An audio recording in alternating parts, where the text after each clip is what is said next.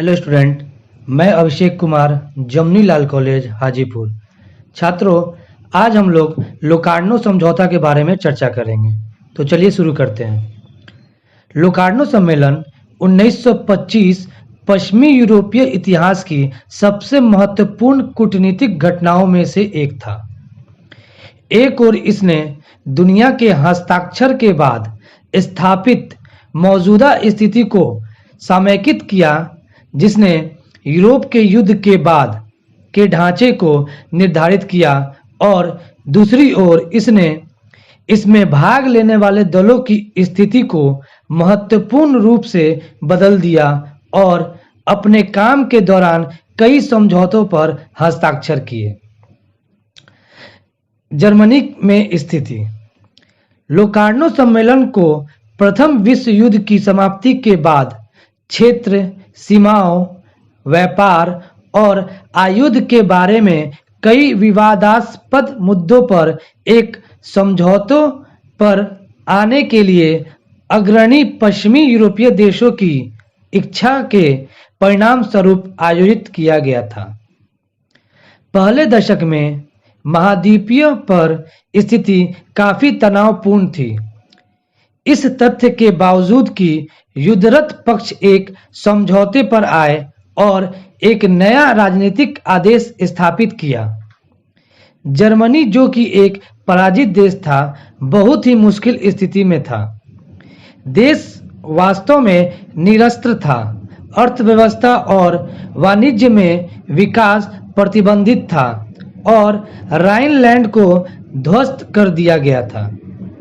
इस कारण देश में विद्रोही भावना बहुत प्रबल थी।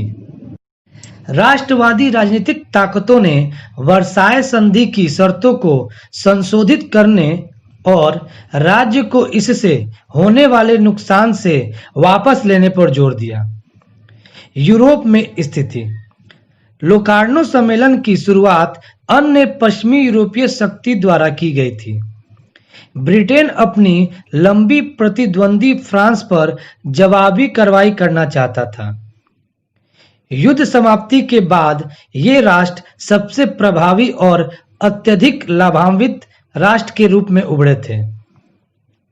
अपने पड़ोसियों की तुलना में भी लाभप्रद स्थिति में थे।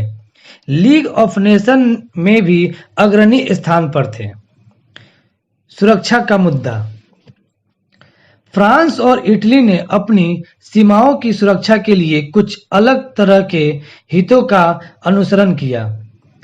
पोलैंड और जर्मनी भी काफी असुरक्षित महसूस कर रहे थे, क्योंकि अन्य देश यह चाहते थे कि जर्मनी की कमजोर स्थिति हमेशा बनी रहे, जबकि जर्मनी सशस्त्र विद्रोह की तैयारी कर रहा था।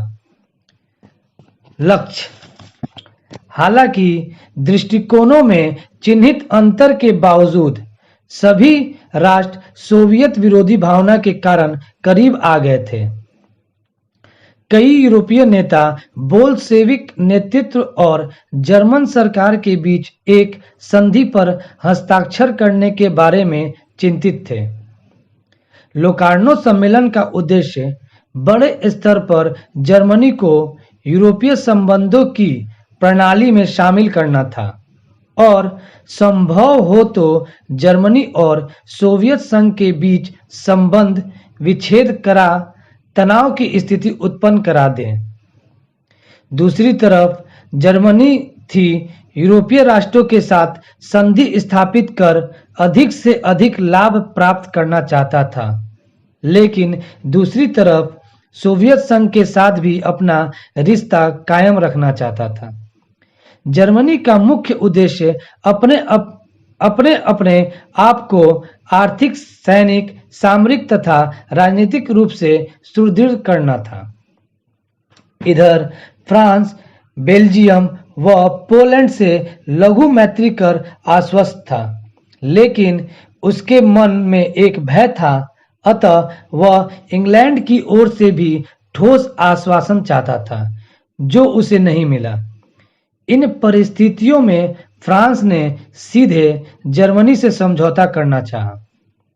1922 में जर्मनी ने फ्रांस से आश्वासन मांगा कि वह राइन क्षेत्र पर आक्रमण नहीं करेगा, लेकिन फ्रांस ने ऐसा आश्वासन देने से इनकार कर दिया। जर्मनी के बार-बार कहने पर लोकार्नो में अंतर्राष्ट्रीय सम्मेलन हुआ। 5 अक्टूबर 1925 को स्विट्जरलैंड के लोकार्नो नामक स्थान पर एक अंतर्राष्ट्रीय सम्मेलन आयोजित किया गया, जिसमें Germany, France, Britain, Italy, Belgium, Czechoslovakia एवं पोलैंड के प्रतिनिधियों ने भाग लिया। प्रथम विश्व युद्ध के बाद यह प्रथम अवसर था जब जर्मनी की मित्र राष्ट्रों के साथ वार्ता संभव हुई।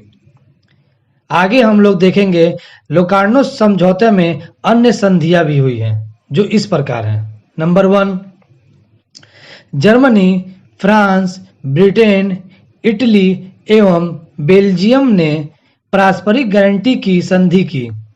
इसके तहत उपरोक्त राज्यों ने वर्साई की संधि द्वारा जर्मनी, फ्रांस एवं बेल्जियम की सीमाओं को सुरक्षित रखने की गारंटी दी। साथ ही यह भी निश्चित किया गया कि राइन प्रदेश सैन्य शक्ति से मुक्त रहेगा। नंबर 2, जर्मनी ने फ्रांस, बेल्जियम, पोलैंड एवं चेकोस्लोवाकिया के साथ 4 अलग-अलग संधियां की। इसमें कहा गया कि जो विवाद शांतिपूर्वक एवं कूटनीतिक उपायों द्वारा न सुलझाया जा सके, उन्हें पंच निर्णय द्वारा सुलझाया जाए अथवा अंतर्राष्ट्रीय न्यायालय द्वारा सुलझाया जाए। नंबर 3, फ्रांस एवं पोलैंड तथा फ्रांस एवं चेकोस्लोवाकिया के बीच 2 अलग-अलग संधियां संपन्न हुई। इनमें कहा गया कि यदि लोकार्नो समझौता का पालन नहीं किया गया तो ये राष्ट्र जर्मन आक्रमण की दशा में परस्पर एक दूसरे का सहयोग करेंगे। इस प्रकार लोकार्नो में कुल 7 संधियों पर 1 सितंबर 1925 से वार्ता आरंभ हुई एवं 14 सितंबर 1926 से यह लागू हो गई।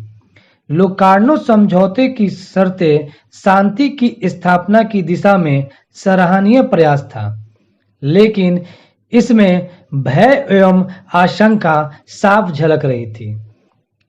उस समय का वातावरण एवं राजनीतिज्ञों की मानसिकता शांति की नहीं थी। इन समझौतों में शांति की स्थापना के चिन्ह तो थे, लेकिन चिरस्थायी शांति की संभावनाएं नहीं थी। भविष्य में हिटलर के उदय ने लोकार्नो समझौतों का पूर्ण उल्लंघन किया।